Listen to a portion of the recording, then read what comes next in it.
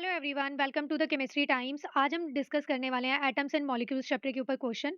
कुछ क्वेश्चंस को हम पार्ट वन में डिस्कस कर चुके हैं और आगे के क्वेश्चंस को हम इस क्लास में डिस्कस करने वाले हैं। तो बेसिकली ये वाली जो क्लास है, ये जो टॉपिक है, ये टीजीटी साइंस के लिए थोड़ा ज़्यादा हेल्पफुल रहेगा क्योंकि 9th-10th के बेस के ऊपर है। 9th-10th के ऊपर ही है और वैसे ही इसे पीजीटी केमिस्ट्री वाले भी देख सकते हैं। तो चलिए स्टार्ट करते हैं क्लास को। तो देखो, फर्स्ट क्वेश्चन क्या है, ए change in physical state can be brought about. ये बोला है क्वेश्चन में कि जो फिजिकल स्टेट होता है ना, वो कैसे चेंज आ सकता है फिजिकल स्टेट में।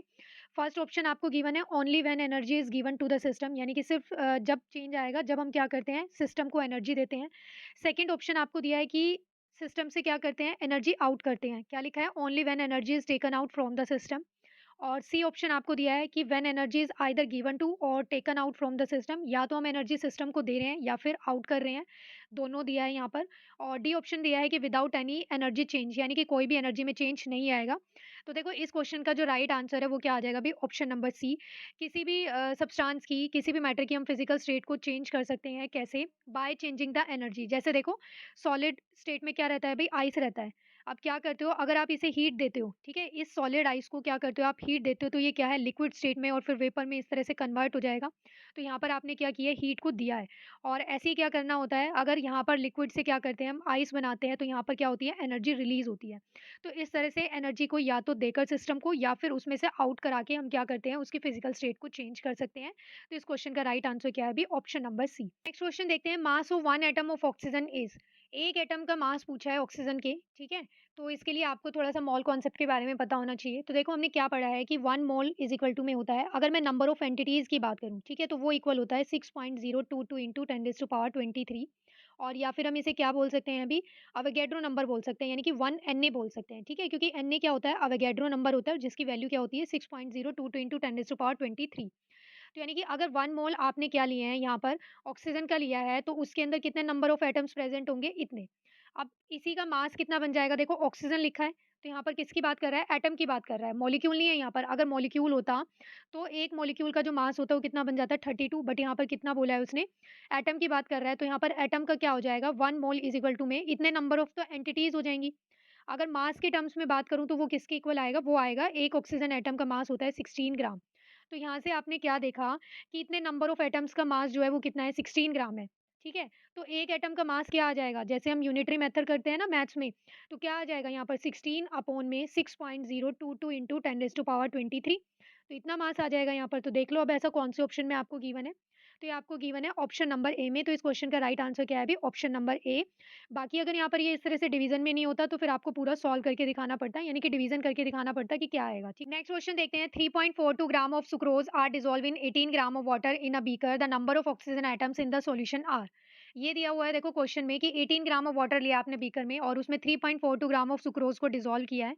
तो यहाँ पर ये बताना है कि ये जो सॉल्यूशन बना है ना, इस सॉल्यूशन के अंदर कितने number of oxygen atoms present है। और जो ये क्वेश्चन है, ये एनसीईआरटी एग्जाम्पलर का क्वेश्चन है, क्लास 9th की। और ये वाला क्वेश्चन एचटेट टीजीटी साइंस में भी आया हुआ है।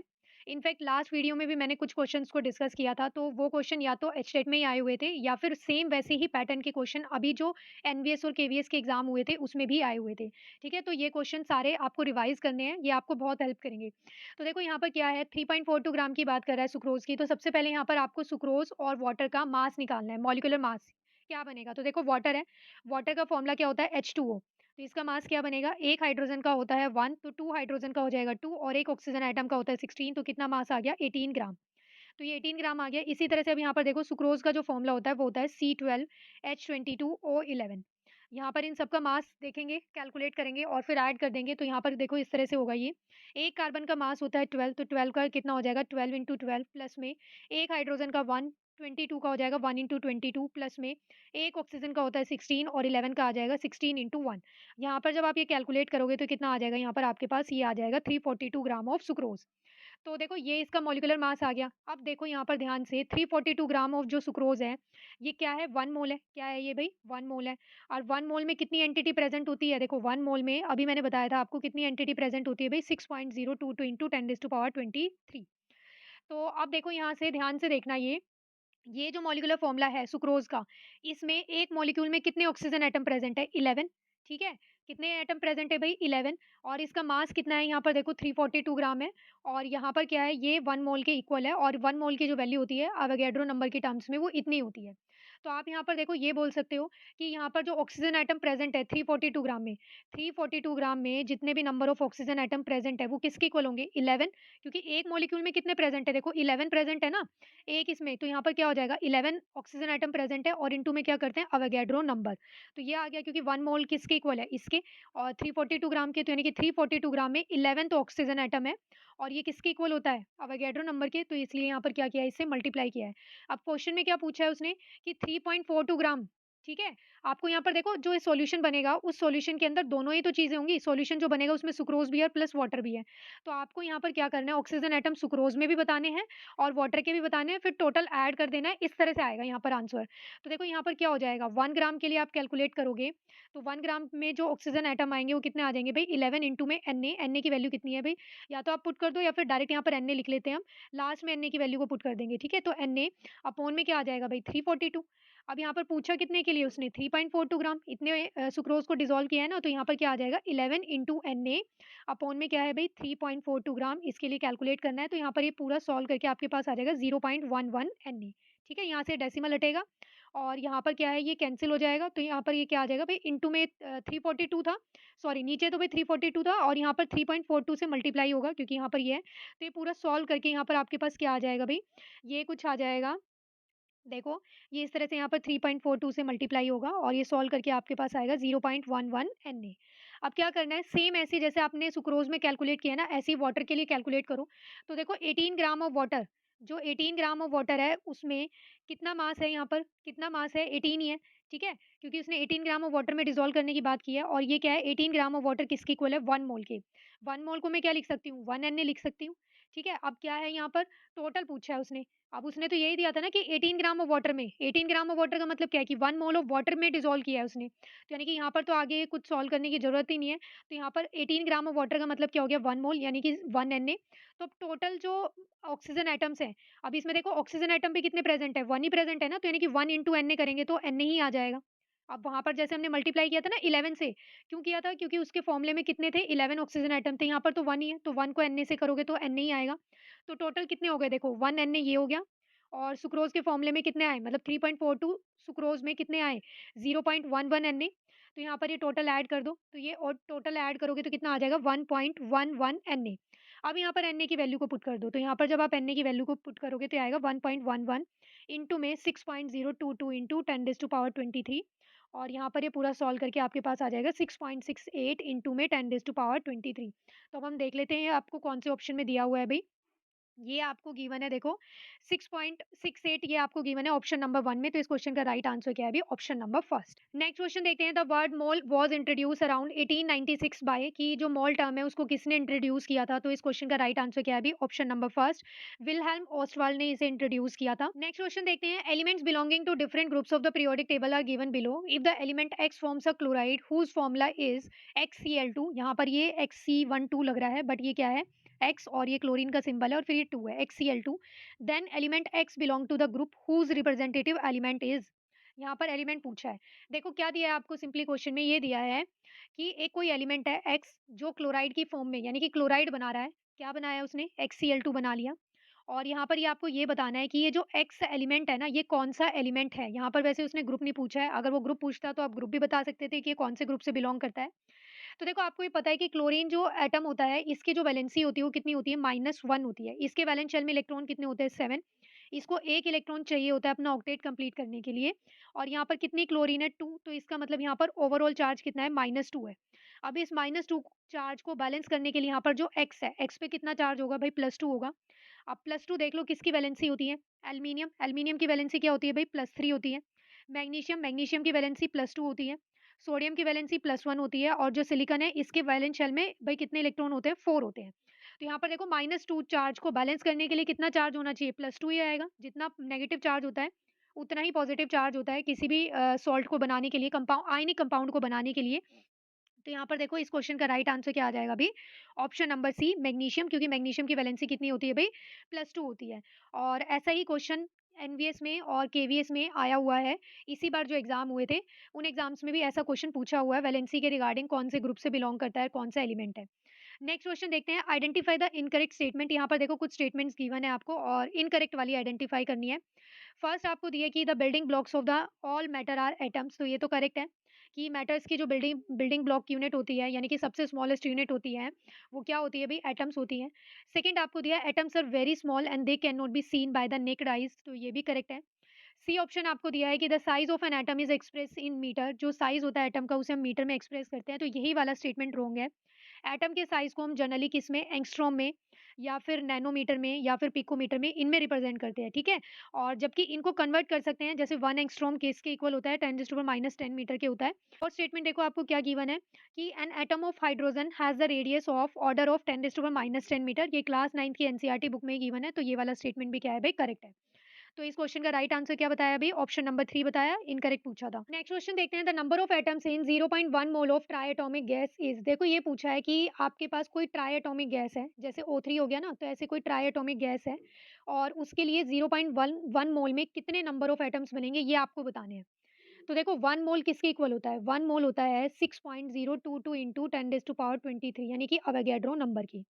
अब 1 मोल ऑफ किसका है, ट्राइएटॉमिक गैस का है, तो ट्राइएटॉमिक में कितने एटम्स आ जाएंगे भाई, 3 आ जाएंगे, ठीक है। ट्राइएटॉमिक का मतलब क्या है, ट्राई का मतलब 3 होता है ना, यानी कि उसमें कितने एटम्स प्रेजेंट है, 3, तो यानी कि 1 मोल जो है ट्राइएटॉमिक गैस के लिए कितने नंबर ऑफ एटम्स बन जाएंगे, 3 इंटू में 6.022 इंटू 10⁻23, इसके इक्वल हो गए। अब क्वेश्चन में पूछा क्या है उसने, 0.1 मोल ऑफ ट्राइएटॉमिक गैस है, तो 0.1 मोल के लिए आप क्या करोगे, इस वैल्यू को आप मल्टीप्लाई कर दो किससे भाई, 0.1 से, तो 6.022 इंटू 10⁻23 मल्टीप्लाई बाय 3 इंटू में 0.1, और इसे जब आप सॉल्व करोगे तो यहाँ पर आपके पास क्या आ जाएगा भाई, ये आ जाएगा 1.806 इंटू में 10⁻23। तो अब देख लो ये आपको कौन से ऑप्शन में गिवन है, तो it is given in the option number B, तो यही क्या है भाई इस क्वेश्चन का राइट आंसर। नेक्स्ट क्वेश्चन देखते हैं, if 100 gram of calcium carbonate whether in the form of marble और chalk is decompose, 56 gram of calcium oxide and 44 gram of carbon dioxide are form, which law of chemical combination is illustrated by this statement. देखो उसने क्या दिया है, आपके पास है calcium carbonate, इसका किया है आपने डिकम्पोजिशन। डिकम्पोजिशन रिएक्शन पता है ना कौन सी होती है, जिसमें क्या होता है, एक ही रिएक्टेंट मॉलिक्यूल से दो या दो से ज्यादा प्रोडक्ट फॉर्म होते हैं। तो यहाँ पर क्या है, 1 मोल आपने लिया है कैल्शियम कार्बोनेट का, और इसे डिकम्पोज करने पर क्या मिलता है हमें, कैल्शियम ऑक्साइड प्लस में कार्बन डाइऑक्साइड, ये प्रोडक्ट मिल रहा है। क्या बोला है क्वेश्चन में कि 100 ग्राम तो आपने क्या लिया है, कैल्शियम कार्बोनेट लिया है, और इसे डिकम्पोज करने के बाद 56 ग्राम तो यहाँ पर कैल्शियम ऑक्साइड मिल रहा है हमें, और 44 ग्राम क्या मिल रहा है भाई यहाँ पर, कार्बन डाइऑक्साइड मिल रहा है। तो अब देखो यहाँ पर ये पूछा है कि इन चारों लॉ में से कौन से लॉ को जस्टिफाई कर रहा है, law of constant proportion, law of conservation of mass, law of multiple proportion, या फिर law of conservation of energy. तो देखो एनर्जी का तो कुछ आएगा नहीं, मल्टीपल प्रोपोर्शन का भी नहीं आएगा, तो यहाँ पर देखो इस क्वेश्चन का राइट आंसर क्या आ जाएगा अभी, option number B, law of conservation of mass. Law of conservation of mass देखो आपको क्या बताता है कि mass of the reactant is equal to में क्या होता है, मास ऑफ द प्रोडक्ट, यानी कि जितना रिएक्टेंट है वो रिएक्ट करके क्या करता है, सेम अमाउंट ऑफ प्रोडक्ट बनाता है। अब यहाँ पर भले ही एक मॉलिक्यूल है रिएक्टेंट का और इसने दो प्रोडक्ट बनाए हैं, लेकिन जब आप ओवरऑल मास देखोगे, टोटल रिएक्टेंट और टोटल प्रोडक्ट कैलकुलेट करोगे, तो वो क्या आएगा, इक्वल आएगा। तो यही क्या होता है, लॉ ऑफ कंजर्वेशन ऑफ मास होता है। तो इस क्वेश्चन का देखो राइट आंसर तो क्या आ गया अभी, ऑप्शन नंबर बी। और देखो इस लॉ ऑफ कंजर्वेशन ऑफ मास को समझने के लिए यहाँ पर एक और एग्जांपल लिया हमने। जैसे आपने क्या किया है, यहाँ पर मीथेन का क्या कर दिया भाई, कंबशन करा दिया, मीथेन की आपने ऑक्सीजन के साथ रिएक्शन करा दी। तो 1 मीथेन मॉलिक्यूल जो होता है वो बर्न होता है किसके साथ, 2 मोल ऑफ ऑक्सीजन के साथ, और यहाँ पर जो प्रोडक्ट बनता है वो क्या बन जाता है भाई, CO2 कार्बन डाइऑक्साइड और वाटर बनता है, ठीक है। ये प्रोडक्ट बन जाते हैं। तो अब देखो जो 1 मोल ऑफ मीथेन है उसका मास कितना है, यहाँ पर देखो 16 ग्राम है। O2 जो 1 मॉलिक्यूल होता है उसका मास कितना होता है भाई, 32 होता है। अब यहाँ पर क्या है, ट्वाइस लिखा है बैलेंस करने के लिए, इस इक्वेशन को, इस रिएक्शन को बैलेंस करने के लिए यहाँ पर 2 ऑक्सीजन यूज हुई है, 2 ऑक्सीजन मॉलिक्यूल। तो एक मॉलिक्यूल का तो मास कितना है भाई, 32 है, तो यहाँ पर 2 मॉलिक्यूल्स यूज हुए हैं, तो यहाँ पर टोटल कितना हो गया, 64 हो गया।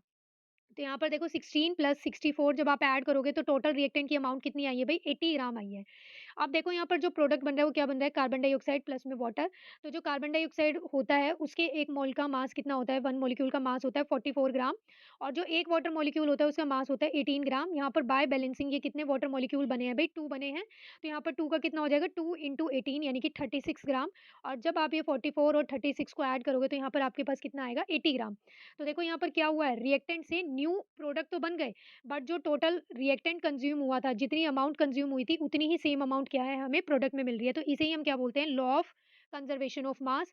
तो ये वाला जो क्वेश्चन आपको गिवन था क्या था भाई, लॉ ऑफ कंजर्वेशन ऑफ मास के ऊपर ही क्वेश्चन था। देखते हैं यहाँ पर आपको क्या दिया है, when 5 gram calcium is burn in 2 gram of oxygen 7 gram of calcium oxide is produce. देखो ये दिया है आपको कि आपने कैल्शियम को बर्न किया है किसके साथ, ऑक्सीजन के साथ, और यहाँ पर प्रोडक्ट क्या बन गया अभी, कैल्शियम ऑक्साइड बन रहा है। तो यहाँ पर ये कौन सी टाइप की रिएक्शन का एग्जांपल बन गया भाई, कॉम्बिनेशन का। कॉम्बिनेशन रिएक्शन क्या होती है, जिसमें दो या दो से ज्यादा रिएक्टेंट मॉलिक्यूल कंबाइन करके एक सिंगल प्रोडक्ट फॉर्म करते हैं।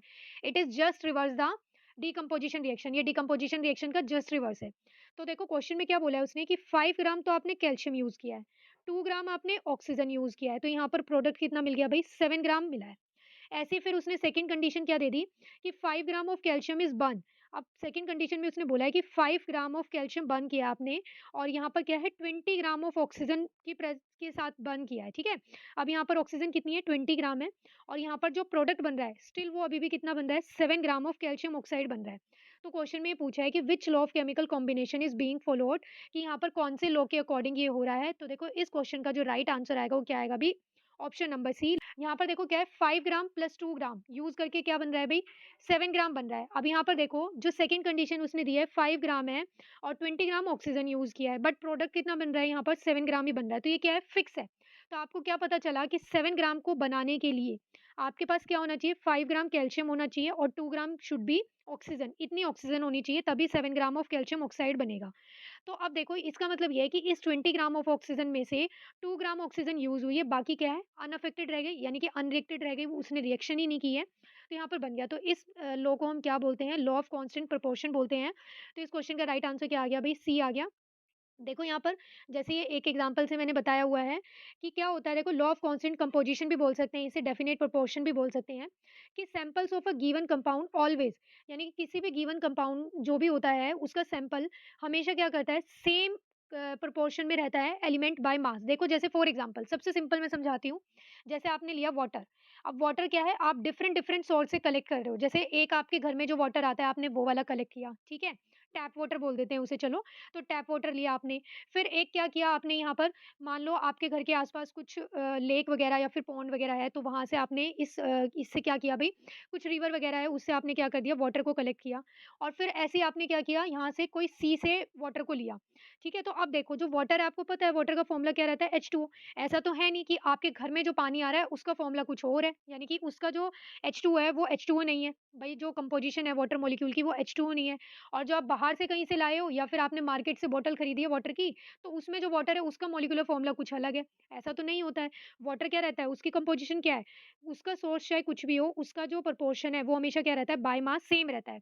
वो क्या रहता है, 2:16, यानी कि हाइड्रोजन कितनी होती है 2, और ऑक्सीजन का मास कितना है 16, तो यानी कि 1:8 में रहता है, यानी कि 1 part of hydrogen 8 part of oxygen के साथ कंबाइन करके वो क्या करता है, वाटर बनाता है। तो इसी को हम क्या बोलते हैं, लॉ ऑफ कांस्टेंट कंपोजिशन बोलते हैं। नेक्स्ट क्वेश्चन देखते हैं अब यहाँ पर, which postulate of Dalton's atomic theory explain the law of definite proportion. अब देखो डाल्टन जो थ्योरी थी ये हमने क्लास 9th में पढ़ी थी फर्स्ट टाइम। फिर उसके बाद देखो, उसके बाद तो हमने बाद में भी 11th में भी पढ़ा था। तो यहाँ पर डाल्टन जो थ्योरी होती है उसके क्या पोस्टुलेट है, उसने क्या बताया था, एक बार हम उसे रीड करते हैं और फिर देखते हैं यहाँ पर कि डेफिनेट प्रोपोर्शन के रिगार्डिंग कौन सा स्टेटमेंट करेक्ट बैठता है। तो देखो यहाँ पर जो इसके पोस्टुलेट्स हैं, इसके पॉइंट्स ये हुए हैं। फर्स्ट दिया है कि atoms are made up of tiny particle, और इन्हें हम क्या बोलते हैं, एटम्स बोलते हैं। कि जो मैटर हैं, सभी मैटर किससे मिलके बने हैं भाई, एक छोटे पार्टिकल से मिलकर बने हैं, और जो सबसे स्मॉलेस्ट यूनिट है जिससे मिलके बने हैं उसे हम एटम्स बोलते हैं। और डाल्टन ने क्या बताया था कि जो एटम है वो क्या है, फर्दर डिवाइड नहीं हो सकते, वो इंडिविजिबल है। और फिर क्या बताया था डाल्टन ने कि atoms can neither be created nor destroy in chemical reaction, कि जो एटम्स होते हैं ना तो वो क्रिएट हो सकते हैं ना ही डिस्ट्रॉय हो सकते हैं किसी भी रिएक्शन में। और क्या बताया था कि all atoms of an element are identical in all respect including the mass chemical properties. वो कह रहा है कि एक जो एलिमेंट है ना उसके जितने भी एटम्स रहेंगे वो सब क्या है, सेम रहेंगे, आइडेंटिकल रहेंगे। जैसे देखो फॉर एग्जांपल आपने कार्बन एलिमेंट लिया, तो अब इस कार्बन एलिमेंट के जो कार्बन एटम्स है, अब वो कोई से भी आप कार्बन एटम देख लो, ठीक है, उन सब का जो प्रॉपर्टीज है वो सब क्या है, सेम रहेगी। यानी कि एक एलिमेंट के एटम्स जो हैं वो कैसे होंगे, आइडेंटिकल होंगे। और डिफरेंट एलिमेंट्स के जो अब डिफरेंट एलिमेंट्स होंगे तो उनकी प्रॉपर्टीज क्या होंगी, डिफरेंट होंगी। जैसे देखो एक आपने यहाँ पर कार्बन का एलिमेंट लिया है, एक ऑक्सीजन का लिया है, तो अब इनकी प्रॉपर्टीज थोड़ी ना सिमिलर आएंगी, डिफरेंट एलिमेंट्स की प्रॉपर्टीज भी क्या होंगी, डिफरेंट होगी। क्योंकि इसका मास कुछ और आएगा, इसका मास कुछ और आएगा, ये केमिकल प्रॉपर्टीज कुछ और शो करेगा, ये अलग शो करेगा। तो इसलिए सेम एलिमेंट के जो एटम्स हैं वो तो सेम प्रॉपर्टीज को शो करेंगे, वो आइडेंटिकल होंगे। और जो डिफरेंट एलिमेंट्स हैं उनकी प्रॉपर्टीज क्या होंगी भाई, डिफरेंट होगी। नेक्स्ट देखो आपको क्या दिया है, एटम्स ऑफ, अच्छा ये तो बता ही दिया है।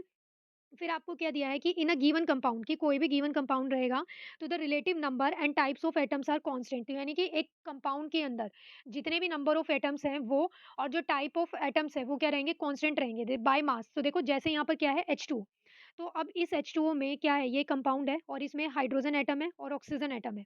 अब क्या है, जब भी आप वाटर की बात करोगे तो इसमें क्या है, ये नंबर ऑफ एटम्स और जो मास है इनका, ठीक है, बाय मास अगर हम देखें तो ये क्या रहता है, हमेशा इसका कंपोजिशन फिक्स रहता है। अगर मान लो यहाँ पर देखो एच हाइड्रोजन और ऑक्सीजन का एक और कंपाउंड होता है H2O2, इसका नाम क्या है भी, हाइड्रोजन परऑक्साइड। बट देखो आप इसे तो वाटर नहीं बोल सकते ना, क्योंकि यहाँ पर क्या है, हाइड्रोजन और ऑक्सीजन की जो कंपोजिशन है with respect to this compound क्या हो गई है, चेंज हो गई है। तो इसलिए क्या बोला है कि एक गिवन कंपाउंड के अंदर जो रिलेटिव नंबर ऑफ एटम्स होते हैं या फिर टाइप ऑफ एटम्स होते हैं या फिर मास जो होता है with respect to each other, वो क्या रहता है भाई, कांस्टेंट रहता है। तो ये हो गए सारे क्या भाई, पोस्टुलेट्स हो गए। तो अब देखो यहाँ पर आपको ये आइडेंटिफाई करना है इन चारों स्टेटमेंट में से कि लॉ ऑफ डेफिनेट प्रोपोर्शन के रिगार्डिंग कौन सा स्टेटमेंट करेक्ट है। फर्स्ट आपको गिवन है atoms of an element do not change during a chemical reaction, ये तो गलत है। ठीक है। बी आपको दिया है कि an element consist of atom having fix mass and number and kind of atoms in a given compound is fix. तो देखो जो अभी लास्ट पोस्टुलेट डिस्कस किया था वो यही था। तो इस क्वेश्चन का राइट आंसर क्या है भाई, यही आ जाएगा कि एक कोई भी गिवन कंपाउंड रहता है तो उसके अंदर क्या है भाई, मास फिक्स होता है उनका, नंबर ऑफ एटम्स और जो काइंड ऑफ यानी कि टाइप ऑफ एटम्स रहते हैं वो क्या रहते हैं, फिक्स रहते हैं। नेक्स्ट क्वेश्चन देखते हैं क्या है भाई, which postulate of Dalton's atomic theory is the result of law of conservation of mass. अब देखो यहाँ पर जो चार स्टेटमेंट गिवन है इसमें ये पूछा है कि लॉ ऑफ कंजर्वेशन ऑफ मास को कौन सा स्टेटमेंट क्या करता है भाई, जस्टिफाई करता है। तो फर्स्ट आपको दिया atoms can neither be created not destroy, तो यही करेक्ट है। भाई तभी तो मास कंजर्व रहेगा, कांस्टेंट रहेगा, कि भाई जब ना तो कुछ लॉस हो ना ही कुछ नया बने। तो इसलिए क्या है, इस क्वेश्चन का राइट आंसर क्या है भाई, फर्स्ट ही आ जाएगा। बाकी स्टेटमेंट आप रीड करके देख लेना, बट इसका जो करेक्ट आंसर है वो क्या है भाई, फर्स्ट ही है। नेक्स्ट क्वेश्चन देखते हैं अब यहाँ पर क्या है। ये असर्शन और रीजन आपको दिया है क्या है भाई, both 44 gram of carbon dioxide and 16 gram of methane have the same number of carbon atom. ये बोला है इसमें कि जो 44 ग्राम ऑफ हम कार्बन डाइऑक्साइड लेते हैं और 16 ग्राम ऑफ मीथेन लेते हैं, दोनों में कार्बन एटम्स क्या है भाई, सेम है। तो देखो वो तो सेम ही है, कैसे, देखो यहाँ पर 44, अब जो CO2 इसका फॉर्मूला क्या है, देखो CO2 है, और जो मीथेन है इसका फॉर्मूला क्या है भाई, देखो 6 CH4 है। अब इसमें कितने नंबर ऑफ एटम है कार्बन के, कितने हैं भाई, 1 ही है। ठीक है, और यहाँ पर कितने नंबर ऑफ कार्बन एटम है, देखो 1 ही है। और अगर बात करो वैसे तो अवोगैड्रो नंबर से मल्टीप्लाई करना पड़ेगा, तो आपको यहाँ पर तो कितना है, 1 मोल ही आ जाएगा ये। तो यहाँ पर भी क्या है, 1 मोल ही आ जाएगा। तो यानी कि नंबर ऑफ कार्बन एटम्स तो क्या है यहाँ पर सेम है। तो असर्शन तो आपको करेक्ट दिया है। तो देखो अब यहाँ पर रीजन क्या दिया हुआ है इसके लिए, कि both contain 1 gram of atom which contain 6.023 into 10⁻³ carbon atoms. तो ये स्टेटमेंट भी करेक्ट है, और इसकी एक्सप्लेनेशन भी बोल सकते हैं हम इसे, कि ये रीजन जो आपको दिया है इसके लिए बिल्कुल करेक्ट दिया है। देखो इसका मतलब क्या है, 1 मोल किसके इक्वल होता है, अवोगैड्रो नंबर के। अवोगैड्रो नंबर क्या है, 6.022 इंटू 10⁻23। और जो 1 मोल होता है ना, इसको हम क्या बोल सकते हैं, 1 ग्राम एटम भी बोल सकते हैं। क्या बोल सकते हैं, 1 मोल को हम 1 ग्राम एटम भी बोल सकते हैं। तो 1 ग्राम एटम भी क्या होता है, एक तरह से 1 मोल ही होता है। तो ये भी करेक्ट है। देखो 1 ग्राम एटम में कितने मोल्स आ रहे हैं, 1 मोल आ रहे हैं, और 1 मोल में कितनी एंटिटी है, 6.022 इंटू 10⁻23। तो ये भी करेक्ट दिया है आपको कि दोनों के अंदर 1 ग्राम एटम लेंगे, 1 ग्राम एटम का मतलब क्या है, दोनों का 1 मोल लेंगे तो उसके अंदर इतने नंबर ऑफ कार्बन एटम्स होंगे। तो रीजन असर्शन भी करेक्ट है, रीजन भी करेक्ट है, और इसको हम क्या बोल सकते हैं, तो रीजन आपको गिवन है, ये क्या है, असर्शन की करेक्ट एक्सप्लेनेशन। नेक्स्ट क्वेश्चन देखते हैं। असर्शन और रीजन का ही क्वेश्चन है ये भी। The molecular mass and the formula unit mass of a substance is the sum of atomic mass of all the atoms and molecular formula and formula unit mass of a compound respectively. और फिर reason आपको दिया है कि जो इनके बीच में difference होता है मॉलिक्यूलर मास और फॉर्मूला यूनिट मास के बीच में, वो क्या होता है, कि जो पहले वाला यानी कि मॉलिक्यूलर मास जो होता है वो किसके लिए होता है, मॉलिक्यूलर कंपाउंड, यानी कि उसे बोल सकते हैं हम कोवलेंट कंपाउंड के लिए। और जो फॉर्मूला यूनिट मास होता है वो किसके लिए होता है, आयनिक कंपाउंड्स के लिए होता है। However their numerical value is the same, जबकि न्यूमेरिकल वैल्यू क्या होती है, दोनों की सेम आती है। देखो यहाँ पर एक बार देखते हैं फॉर्मूला यूनिट मास क्या होता है, मॉलिक्यूलर मास क्या होता है। तो देखो फॉर्मूला यूनिट मास तो क्या होता है, mass of substance is the sum of the atomic masses of all atoms, यानी कि एक जो भी कंपाउंड होता है, फॉर्मूला होता है, उस फॉर्मूले में जितने भी एटम्स प्रेजेंट है उन सबकी मास को हम क्या बोलते हैं, फॉर्मूला यूनिट मास बोलते हैं। और जो मॉलिक्यूलर मास होता है वो क्या होता है, sum of atomic masses of all the atoms, यानी कि मॉलिक्यूल के अंदर जितने भी एटम्स प्रेजेंट होते हैं सबका सम क्या होता है, मास का सम क्या होता है, मॉलिक्यूलर मास होता है। और देखो क्या है भाई, कि it is used for those substances whose constituent particles are ion. जो फॉर्मूला यूनिट मास होती है ना, इसमें जो कंस्टिट्यूएंट आयंस होते हैं जनरली क्या होते हैं, आयंस होते हैं। और जो मॉलिक्यूलर मास होता है ना, इसमें क्या रहते हैं अभी, इसके कंस्टिट्यूएंट आयंस जो होते हैं, पार्टिकल्स जो होते हैं वो क्या रहते हैं, मॉलिक्यूल्स ही रहते हैं। एग्जाम्पल देखो, एग्जाम्पल से क्लियर हो जाएगा। जैसे देखो फॉर्मूला यूनिट मास में क्या बताया उसने कि जनरली ये आयनिक वाला रहता है, ठीक है? तो जैसे सोडियम क्लोराइड, तो सोडियम क्लोराइड क्या है? Na positive Cl negative. यहाँ पर देखो ये आयन्स हो गए। इसमें सोडियम का मास लिया आपने, क्लोरीन का मास लिया, दोनों को ऐड कर दिया तो ये मास आ गया। अब मॉलिक्यूल का मास क्या होता है? मॉलिक्यूल का मास होता है मॉलिक्यूलर मास। जैसे हमने एग्जाम्पल लिया किसका? CO2 का, H2O का ले सकते हैं। तो जैसे यहाँ पर ये आ गया। ठीक है? तो अब आपने देखा कि यहाँ पर क्या है, ये तो कोवैलेंट कंपाउंड के लिए है और ये आयनिक कंपाउंड के लिए है, तो यानी कि रीज़न तो करेक्ट है। और जो असर्शन दिया था इसमें, ये भी करेक्ट बताया है कि दोनों में क्या होता है वैसे, सम ऑफ क्या रहता है, मास ही रहता है किसका? एटम्स का। होते दोनों क्या है, न्यूमेरिकली सेम ही होते हैं, बट वैसे टर्म्स वाइज़ अगर हम देखें तो दोनों के लिए अलग यूज़ किया जाता है। आयनिक कंपाउंड के लिए जो टर्म यूज़ करते हैं, उसे हम फॉर्मूला मास बोलते हैं, और जो कोवैलेंट कंपाउंड के लिए टर्म यूज़ करते हैं, वो क्या होता है हमारे पास?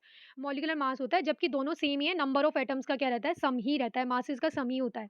तो यहाँ पर क्या है देखो, असर्शन और रीजन दोनों करेक्ट है, बट ये इसकी करेक्ट एक्सप्लेनेशन नहीं है। नेक्स्ट क्वेश्चन देखते हैं। If three gases X Y and Z are arrange in increasing order of their relative molecular mass, यानी कि इनका मॉलिक्यूलर मास इंक्रीज हो रहा है, इस ऑर्डर में हमने इनको अरेंज कर दिया।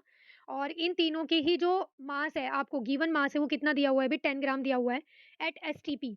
एसटीपी क्या होता है? Standard temperature pressure condition. ये क्या होता है? प्रेशर होता है 180 एम और टेम्परेचर जो होता है वो क्या होता है? अभी 25 डिग्री सेल्सियस। तो ये पूछा है कि at STP 10 gram of each gas, ये जो तीनों गैस है एक्स वाई जेड, इसमें से किसके जो है लीस्ट नंबर ऑफ मॉलिक्यूल्स आएंगे और किसके सबसे ज्यादा आएंगे? लीस्ट और मोस्ट वाला पूछा है। तो देखो ये क्वेश्चन कैसे करेंगे भाई, यहाँ पर उसने दिया है एक्स वाई जेड, तीनों का मास क्या है? इंक्रीजिंग ऑर्डर में है। तो मान लो एक्स का मास आपने यहाँ पर लिया एम, और वाई का ले लिया, इंक्रीजिंग ऑर्डर में है ना, तो यानी कि m+1, जैसे इसका 10 था तो इसका 11 हो गया। और यहाँ पर क्या है? m+2, और यहाँ पर ये इसका क्या आ गया? 12 आ गया। ये सिर्फ मैंने लेट करने के लिए लिखा है, 11 10 11 12। यहाँ पर कोई बात नहीं की है कि 10 ही आएगा, 11 ही आएगा, 12 ही आएगा। सिर्फ मैंने समझाने के लिए यहाँ पर ये इस तरह से लिखा है, कुछ भी हो सकता है, ये 1 2 3 भी हो सकते थे। सिर्फ समझाने के पर्पज से लिखा है कि पहले का m था, तो इससे नेक्स्ट वाले का क्या इससे ज़्यादा है? m+1, क्योंकि उसने इंक्रीजिंग ऑर्डर लिखा है। और m+2 किसके लिए हो गया? नेक्स्ट के लिए हो गया। तो यानी कि ये x के लिए है, ये y के लिए और ये z के लिए है। अब यहाँ पर देखो गिवन मास कितना है भई तीनों का? 10 है। तो अब मोल्स कैसे कैलकुलेट करते थे हम? गिवन मास अपॉन में मोलर मास। तो यहाँ पर इसके लिए जब आप मोल्स कैलकुलेट करोगे तो क्या आ जाएगा? 10 अपॉन में m। इसके लिए मास क्या आ जाएगा? 10 अपॉन में m+1। और इसके लिए क्या मास आ जाएगा भई? 10, oh sorry, number of moles क्या आ जाएँगे? 10 m प्लस में 2। तो ये तीनों के यहाँ पर क्या हो गए? मोल्स के लिए हमने फॉर्मूला लिख लिया। अब क्या पूछा है उसने? लीस्ट नंबर और मोस्ट नंबर। तो देखो लास्ट क्लास में जो अब हमने क्वेश्चंस को डिस्कस किया था इसी चैप्टर के एटम्स एंड मॉलिक्यूल्स के, तो वहाँ पर मैंने आपको बताया था कि जिसका जितना कम नंबर यानी कि मॉलिक्यूलर मास होगा, उसमें क्या है? उतने ज़्यादा वो क्या आएँगे भई? नंबर ऑफ एटम्स या फिर नंबर ऑफ मॉलिक्यूल्स होते हैं। तो यहाँ पर देखो सबसे कम मास किसका है? m का। क्योंकि ये आगे तो क्या हो रहा है? इंक्रीज़ होता जा रहा है ना, तो इसका मतलब क्या है कि इसमें क्या है? नंबर ऑफ एटम्स सबसे ज़्यादा आएँगे। तो यानी कि इसमें ज़्यादा और सबसे कम किसमें हो जाएँगे? फिर Z में। तो इस क्वेश्चन का देखो राइट आंसर क्या आ जाएगा भई? ऑप्शन नंबर बी, एक्स में मैक्सिमम हो जाएँगे और जेड में क्या है भई? लीस्ट हो जाएँगे। ठीक है? तो ये रिलेशन ध्यान रखना है आपको। क्या ध्यान रखना है? कि जो भी मॉलिक्यूलर मास होता है वो इनवर्सली प्रोपोर्शनल होता है किसके? नंबर ऑफ एटम्स या फिर आप बोल दो नंबर ऑफ मॉलिक्यूल्स के। ठीक है? तो इस क्वेश्चन का राइट आंसर क्या आ गया भई? Option number B. तो ये थे आज के क्वेश्चंस। तो अब हम नेक्स्ट पार्ट में मिलते हैं और क्वेश्चंस के साथ।